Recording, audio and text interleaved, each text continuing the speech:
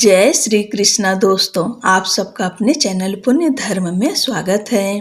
पौष मास के कृष्ण पक्ष की पावन सफला एकादशी वह दिव्य तिथि है जो डूबे हुए जीवन में भी आशा की नई किरण जगा देती है। यह एकादशी उन भक्तों के लिए विशेष फलदायी मानी गई है जो अपने जीवन में संघर्ष, पाप बोध या असफलताओं से घिरे हुए हैं। कहा जाता है कि इस व्रत का श्रद्धा और विधि विधान से पालन करने मात्र से ही भगवान श्री हरि विष्णु की विशेष कृपा प्राप्त होती है। सफला एकादशी का नाम ही इसके महत्व को प्रकट करता है। जो व्रत को धारण करता है उसका जीवन सफल हो जाता है। यह एकादशी हमें यह सिखाती है कि यदि मन में सच्ची भक्ति, पश्चाताप और भगवान पर अटूट विश्वास हो तो सबसे भटका हुआ व्यक्ति भी मोक्ष के मार्ग पर अग्रसर हो सकता है। आइए इस पावन अवसर पर हम सफला एकादशी व्रत कथा का श्रवण करें, जो न केवल हमारे पापों का नाश करती है बल्कि हृदय को भी भक्ति, करुणा और आशा से भर देती है। आप सब भगवान लक्ष्मी नारायण का ध्यान करते हुए इस कथा को सुनिए। महाराज युधिष्ठिर ने पूछा, हे जनार्दन, पौष कृष्ण एकादशी का नाम क्या है? उस दिन कौन से देवता का पूजन किया जाता है और उसकी क्या विधि है? कृपया मुझे बताएं। भक्त वत्सल भगवान श्री कृष्ण कहने लगे कि धर्मराज, मैं तुम्हारे स्नेह के कारण तुमसे कहता हूँ कि एकादशी व्रत के अतिरिक्त मैं अधिक से अधिक दक्षिणा पाने वाले यज्ञ से भी प्रसन्न नहीं होता हूँ। अतः इसे अत्यंत भक्ति और श्रद्धा से युक्त होकर करें। हे राजन, द्वादशी युक्त पौष कृष्ण एकादशी का महात्म्य तुम एकाग्रचित होकर सुनो। इस एकादशी का नाम सफला एकादशी है। इस एकादशी के देवता श्री नारायण हैं। विधि पूर्वक इस व्रत को करना चाहिए। जिस प्रकार नागों में शेष नाग, पक्षियों में गरुड़, सब ग्रहों में चंद्रमा, यज्ञों में अश्वमेध और देवताओं में भगवान विष्णु श्रेष्ठ हैं, उसी तरह सब व्रतों में एकादशी का व्रत श्रेष्ठ है। जो मनुष्य सदैव एकादशी का व्रत करते हैं वे मुझे परम प्रिय हैं। अब इस व्रत की विधि कहता हूँ। मेरी पूजा के लिए ऋतु के अनुकूल फल, नारियल, नींबू, नैवेद्य आदि 16 वस्तुओं का संग्रह करें। इस सामग्री से मेरी पूजा करने के बाद रात्रि जागरण करें। इस एकादशी के व्रत के समान यज्ञ, तीर्थ, दान, तप तथा और कोई दूसरा व्रत नहीं है। 5000 वर्ष तप करने से जो फल मिलता है उससे भी अधिक सफला एकादशी का व्रत करने से मिलता है। हे राजन, अब आप इस एकादशी की कथा सुनिए। चंपावती नगरी में एक महिष्मान नाम का राजा राज्य करता था। उसके 4 पुत्र थे। उन सब में लुम्पक नाम वाला बड़ा राजपुत्र महापापी था।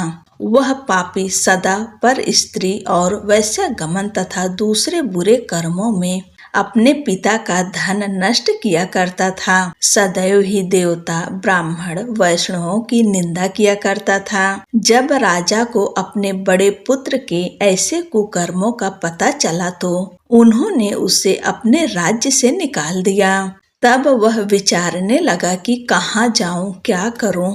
अंत में उसने चोरी करने का निश्चय किया। दिन में वह वन में रहता और रात्रि को अपने पिता की ही नगरी में चोरी करता तथा प्रजा को तंग करने और उन्हें मारने का कुकर्म करता। कुछ समय पश्चात सारी नगरी भयभीत हो गई। वह वन में रहकर पशु आदि को मारकर खाने लगा। नागरिक और राज्य के कर्मचारी उसे पकड़ लेते किंतु राजा के भय से छोड़ देते।